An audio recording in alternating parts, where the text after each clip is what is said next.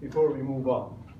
So I selected something that I can finish it actually in class in one session. As you know, 3D problems are a little bit involved, and that's all there is to it. Easy, but a little bit more involved than 2D. So we have been given a structure that is basically a boom or something like this, supported at this point through a support that allows rotation in all directions. So it's a three-dimensional pin. And then two cables are attached to this structure. One of them connects it to a point on this surface at point D. Distance is given from y-axis at point 8, and the height as 0.6 meter. And then another cable that is attached to the point at E. This distance is 1.2 meters, and this distance is the same.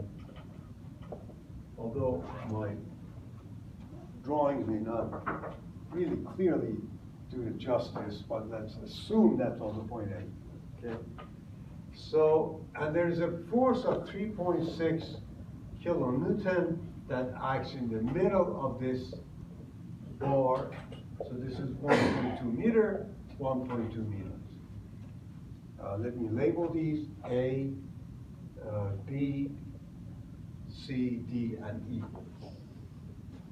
So the problem is asking you to find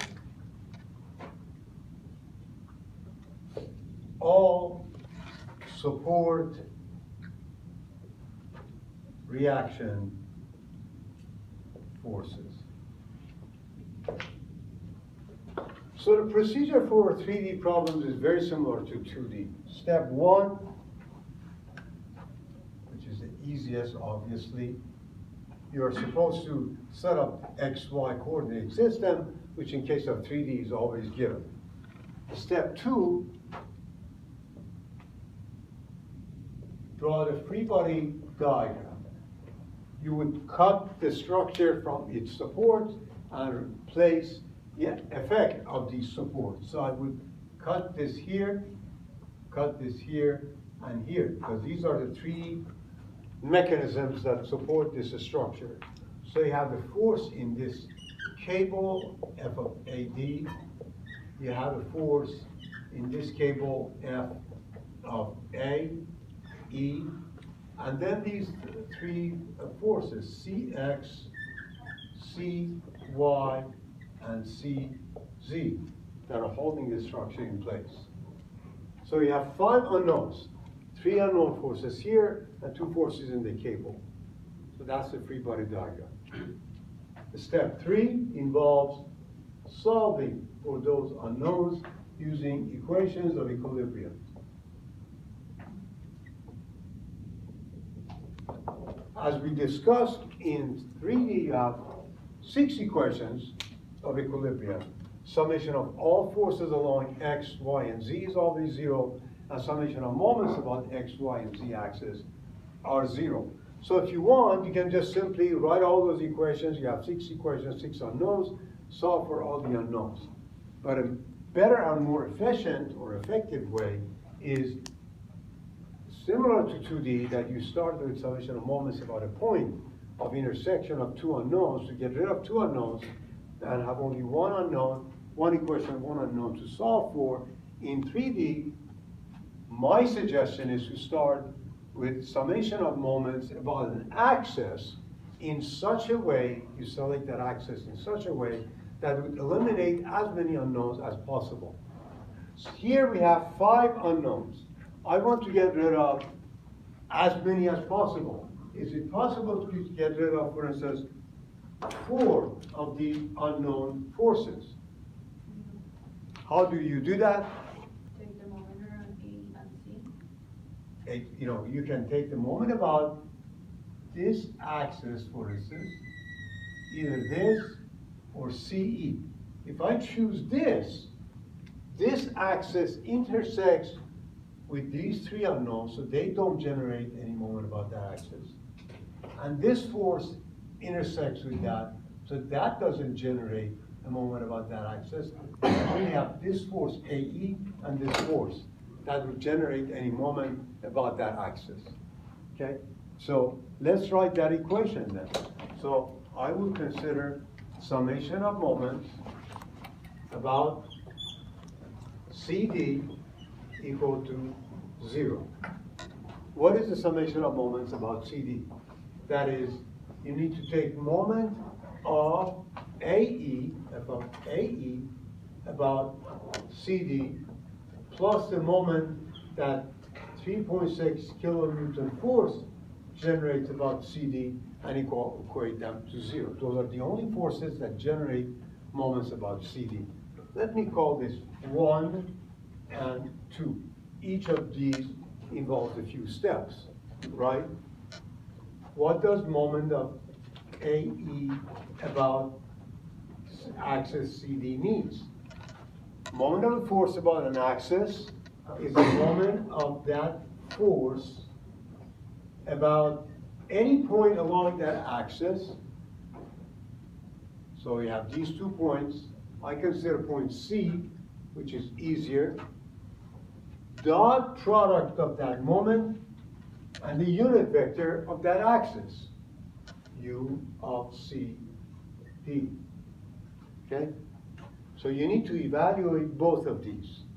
In order to do that, let's say in order to find first moment of f of AE about C, first you need to find a position vector from C to AE. The easiest position vector would be what? Connecting C to any point along AE. CA. CA, exactly. CA, because that's simply 2.4 K. Cross product of that and the force of AE. But what is the force of AE? Force of AE is the magnitude of that force times the unit vector along AE. What is the unit vector along that AE? Unit vector of AE. We need to write coordinates of these to have them handy. This is negative 0.8. You have 0.6, 0. For this point, you have 0.8, 1.2, and 0. For C is 0, 0, 0. And A is 0, 0, 2.4. So unit vector of AE would be simply 0.8 minus 0, so 0.8 I, 1.2 minus 0, so 1.2 J, 0 minus 2.4, negative 2.4 K, divided by 0.8 squared plus 1.2 squared plus 2.4 squared, okay? If you simplify that, I have the answer. Here, for AE, this would be 2.8. So, moment of AE about C would be what? This determinant. J, K, position vector 0, 0, 2.4. Force itself, which is F of AE, divided by 2.8, then 0.8, 1.2, negative 2.4. If you expand that, you get F of AE divided by 2.8 times, for I, you have negative 1.2 times 2.4 I. For J, you have 0 minus this, right? And that would be, of course, negative. So it would be positive 0.8 times 2.4 J, and there is no K. So that is the moment of that force about point C, right? Now, you need to find, so this is what you have found, right? Now you need to find the dot product of that and this unit vector in order to find this. So I need to set up the unit vector of the axis, which is unit vector of CD. And what is that? CD, negative 0.8 minus 0. So you have negative 0.8 I. 0.6 minus 0, J, and 0 minus 0, so you have 0.8 squared plus 0.6 squared, and this comes out to be 1, so this would be negative 0.8 I plus 0.6 J.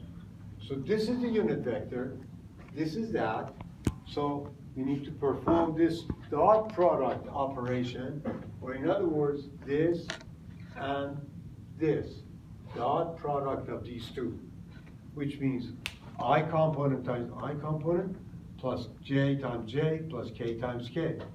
So if you do that, you have what? For I, you have F of AE divided by 2.8, negative 0.8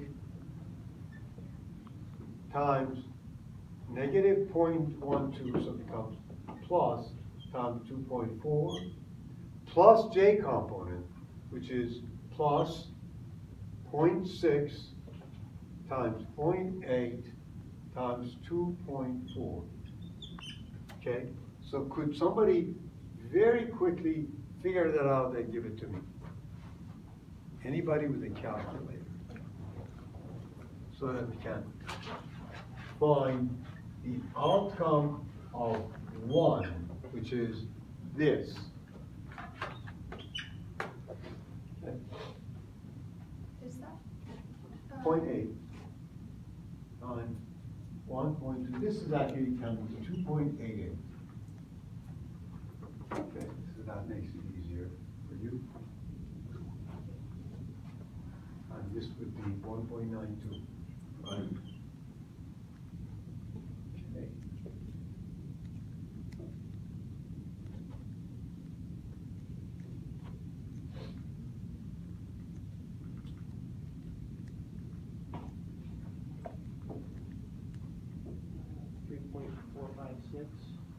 $3.456. 3.456 divided by 2.8 F of AE, right? So how much is 3.456 divided by 2.8? 1.234. Yeah, 1.24 F of A. So that's the outcome of the first part, right? Now you need to find the second part, which is the moment of 3.6 about CD, which would be the moment of 3.6 about C, dot product of that and the same unit vector. But look at the moment of this force about CD. Moment of this force about C is very easy. Why? Because this force is in this plane YZ. So if you can visualize that, moment of this force about C would be simply, using the right-hand rule, 3.6 times the vertical distance along X. If you don't see that, use a general approach, that would be your force is 3.6 downward along Y. Position vector is 1.2, okay, K, cross product of negative 3.6 J. K times cross J is negative I. So the outcome of this would be 1.2 times 3.6 I. Okay? So you need to find the dot product of this and that unit vector, which is negative 0.8 I plus 0.6 J. So if you do that, you have only I times I here. So you have negative 0.8 times 1.2 times 3.6. There is no J here. So that would be the outcome. So you can now write 1 plus 2 is equal to 0, which means 1.234 F of AE minus 0.8 times 1.2 times 3.6 equal to 0, and you get F of AE comes out to be 2.8 kilonewton. So you found one of the unknowns. Any questions? One of the unknowns. How many unknowns you have left? 4 more. 4 more. You had 1, 2, and these 3, right? So, again, remember, if you want to get rid of as many unknowns as you can, what is the best strategy? How can you get rid of 3 of these 4 remaining unknowns? Any idea? Any suggestions? I have 4 unknowns, these 3, right? And this 4. How do I get rid of as many unknowns as possible? How do I get rid of these 3 unknowns? How about summation of moments about C is equal to 0? What would that give me? That will give me moment of F of AD about C, right? Plus moment of this 3.6 kilonewton about C, plus the moment of F of AE about C is equal to 0. So you have 1, 2, 3. But guess what? You already have these 2. Moment of F of AE about C is this, that now you have it, right? So I'm going to do it this way. So C you already have is F of AE, you found it to be 2.8, divided by 2.8. So moment of F AE about C would be simply negative 1.2 times 2.4 I plus 0.8 times 2.4 J, or this is 1.92 J, and this is negative 2.88. So that's 3. You have this, right? I haven't even erased it yet. But that was what? That was this, 1.2 times 3.6, which was what, 3 times 1.44. 4.32 I is the moment of 3.6 kilonewton about C. So that's number 2. So easy. All you have to do, just find moment of FAD about point C. So that's all I need to do. So I find moment of FAD about point C. You want to find moment of AD about C, you need what? To a position vector, which I consider CA cross F of AD. And that would be 2.4 K cross product of F of AD, which is the magnitude of AD, which is what you need to find, times the unit vector, AD. So what is the unit vector, AD?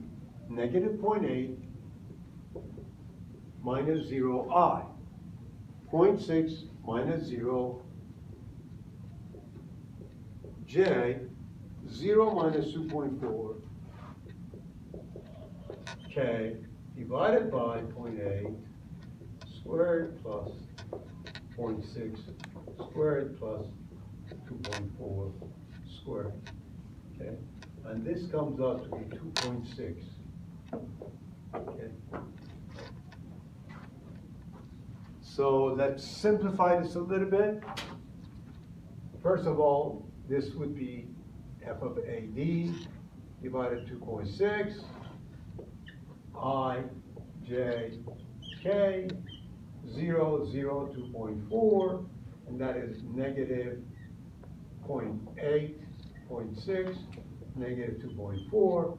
So that will give me f of AD over 2.6 times, for J would be, for I would be negative 0.6 times 2.4 I. For J would be negative, this would be positive, would be negative then, negative 0.8 times 2.4 J. Okay, and for K is 0. So that is number 1. So you need to add 1, 2, 3, equate them to 0. What does that mean? Sum of 3 vectors equal to 0. These are vector equations, right? What does that mean? You add up I components, they have to be 0. Sum of J components have to be 0. Sum of Z components have to be 0, right? So let's do that. This is the I component from here. This is the I component from here. And this is the I component from here. So I have then negative 2.88 plus 4.322 minus 0.6 times 2.4 divided by 2.6, f of AD is equal to 0. That will give me f of AD that resolves to be 2.6 kilonewton.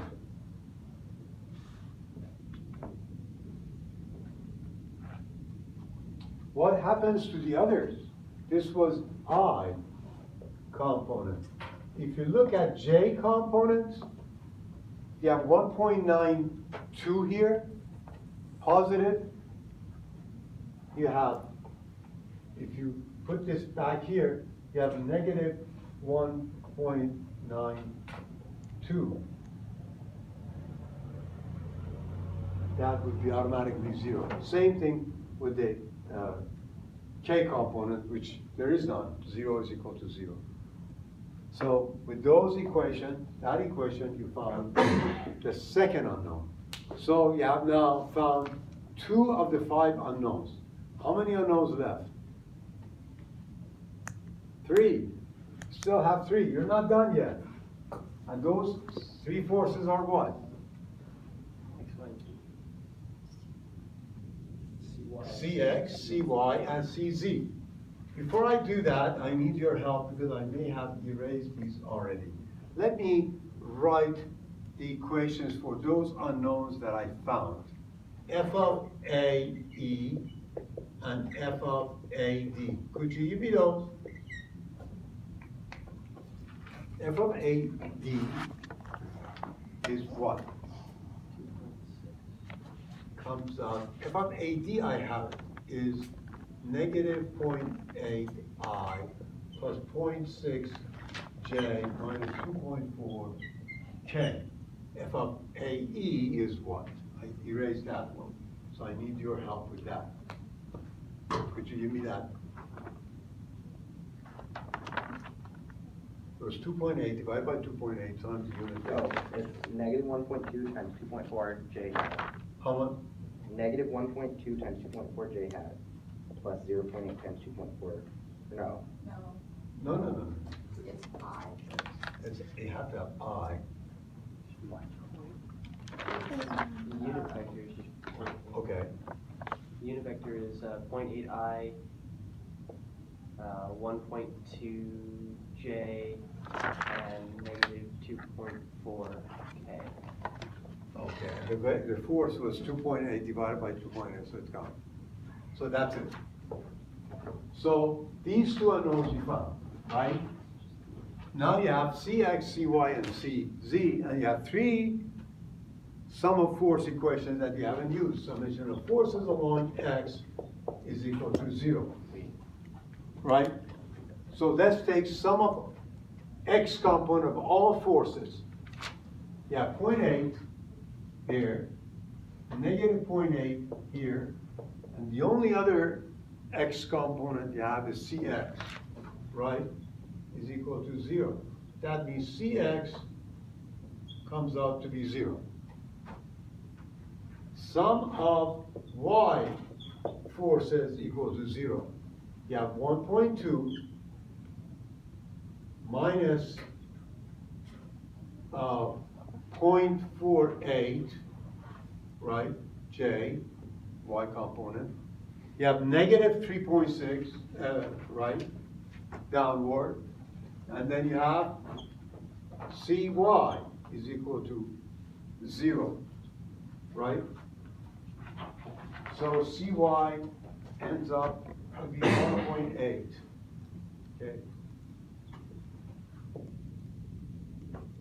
Kilonewton. Then you have summation of forces along z is equal to 0. You have negative 2.4, negative 2.4, and the only z unknown you have is Cz is equal to 0, so Cz would be 4.8 kilonewton. So these are the three remaining unknowns. Easy? It is easy, very straightforward. You just have to be careful with the algebra, really. And the only concept that you have to be careful, do it step by step, is summation of the moment of the force about an axis. That's it. Yes?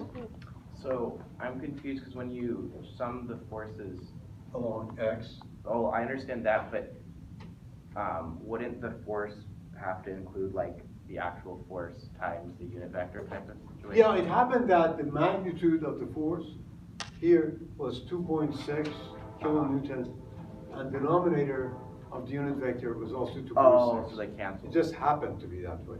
Same thing with that one, right? So this turned out to be the equation for that force, this for this. Oh, okay, Right. so they cancel it out. Yes, you just canceled that. Any other questions? Yes, Question about CY. see why. I'm not getting 1.8. You're not getting 1.8, so you might be right. Why is that 0.48? Yeah. That is 0.6. That's Okay. why. Okay. That is why. That's why. That's positive 0.6. So I don't know, where did I get that 4.8? Tell me.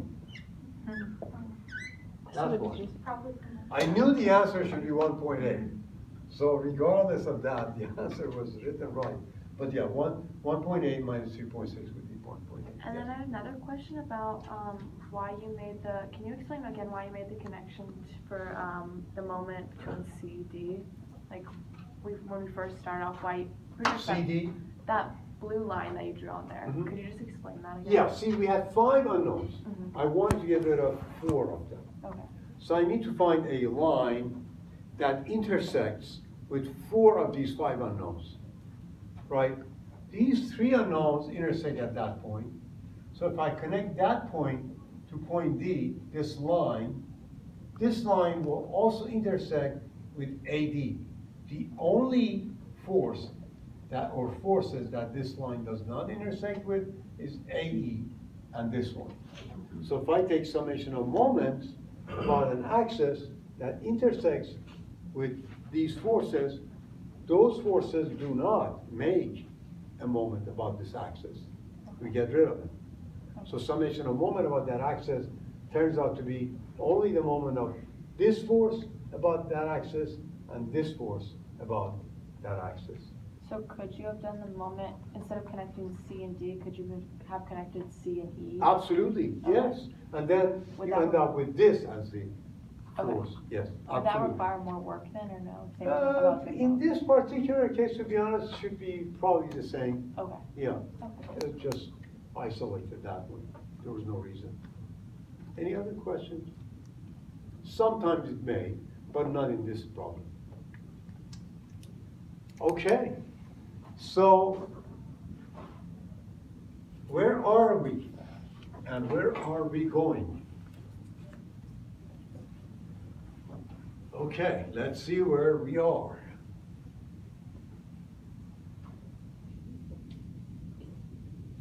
We started discussing rigid body equilibrium, right? And as I said at the beginning, the objective of rigid body equilibrium is twofold. Objective number one is what we've been doing. Find all external support forces, which we also call them reaction forces. All those rigid body equilibriums that we study are made of components that are put together. So the next step, or the next objective, is to find internal forces at joints, or at the points of connection. And for that, we focus on a few types of structures, and we learn how to do it. However, in almost every statics book, or the coverage of any statics class, when we get to this point, we take a detour. We decide to go through another covering, another subject, which is really not that related at all, if you ask me, to statics. You just need that to be prepared for the next course, which is the strength of material. But nevertheless, we cover that first, and then we come back to this topic. And what is that detour, or where does that detour take us? That detour takes us first to discuss two topics that you've actually had those in calculus, and that is centroid and moment of inertia, or the second moment of an area. The reason, part of the reason, of course, we study these is that, you know, where especially the first one, when it comes to loads, or the weight of objects is distributed, and in order to replace this distributed load with a single load which acts at the centroid of an object, we study this concept. So you remember the concept of centroid. Anybody, do you remember what the centroid was? Or the center of mass? You probably vaguely remember, let's put it this way, right? Let's give you this idea. That whole concept is based on equivalent system. You have a distributed area which has, of course, masses spread all over, right? Think about each molecule of that area has a mass or a weight. And you want to find a location, right, where you can assume that all those can be moved to that location. Does it ring a bell? Doesn't that resemblance with equivalent systems? So what you do, you consider the moment arm from an unknown point that you want to find, and any of these little forces, sum of the moment of all those forces about this point should be 0. Equate that to 0, you find that location. That's what centroid is all about.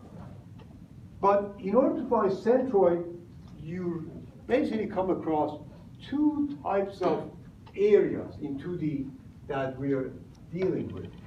case one is you may have an area that is basically made of intersection of two functions like this, okay? And y2, f2 of x. And you want to find the centroid of this area.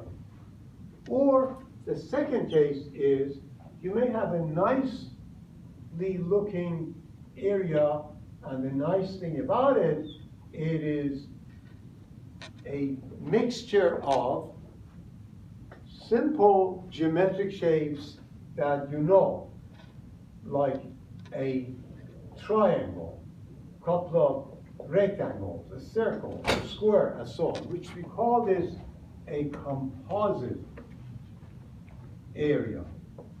Okay? So we will learn how to find the centroid in each case, based on that concept of equivalent systems. Okay? So let's focus on this one first. When you have a complex or general shape. Again, as I said, this is not news to you because you've had this in calculus. Let's say you have two functions, say y1, f1 of x. This function intersects with that, y2, f2 of x. And I want to find the centroid of this object. Okay.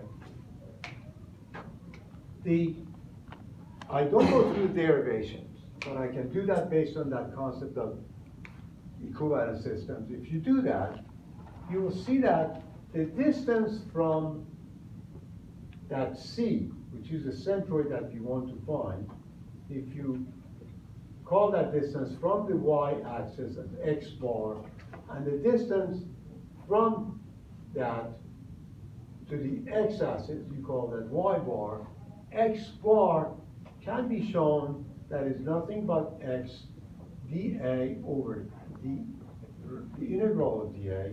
Y bar is the integral of y dA over dA. But what is dA? What are these integrals? This is what these integrals are.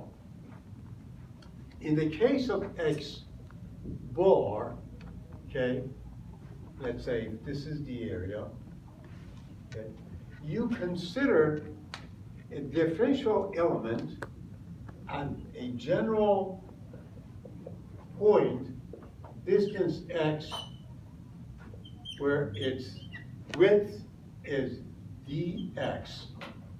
So the height of this rectangle, if this is y1, this is y2, would be this y2, this is y1. So dA in this case would be y2 minus y1 times dx. So just, you have these functions substituted in this function. You have the bound of integration, which is dA starts from here, goes all the way, varies to here. That's the bound of integration. You find that. If you want to find y bar, then you consider a differential element in this direction. So at a general point y, therefore this would be, this distance, okay, would be, I would call that x1, which is a function of y. And then this distance would be x2, which is a function of y also. So dA in this case would be x2, or I'm sorry, x1 minus x2 times dy. This is a function of y. This is a function of x. Substitute it in these equations and solve for them. As simple as that. So that's sort of the qualitative description. So let me start with a simple example. Hopefully we can finish it to show you how this is done. I'm sure this would be just a refresher because you've had this topic in some calculus, I don't know, 3, 4, whatever, you know, I don't know, you know better. Yes.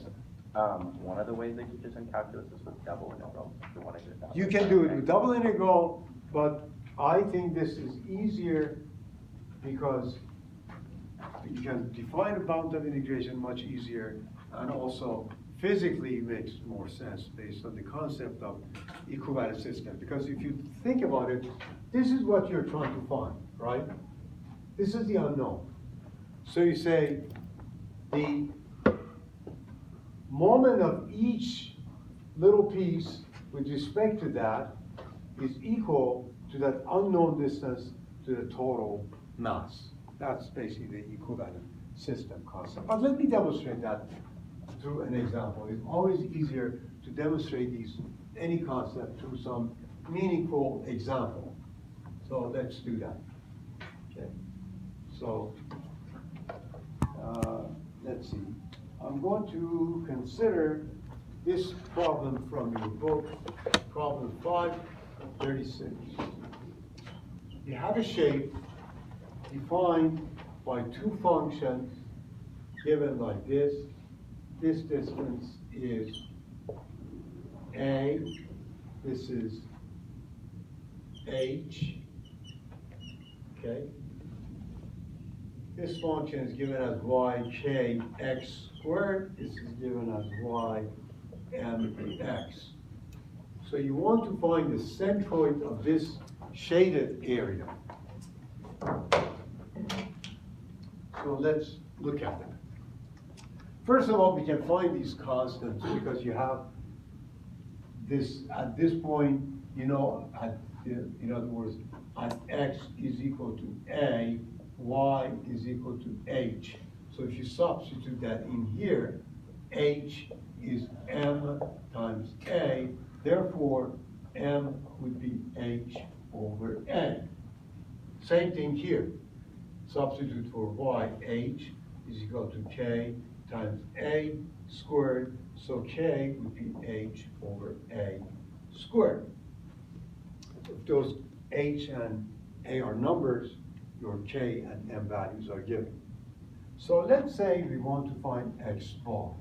X bar is the integral of X dA over dA. In finding centroids, I strongly recommend doing it, in the case of course, a general area, step by step like this. First, you write this relationship for finding this X of the centroid.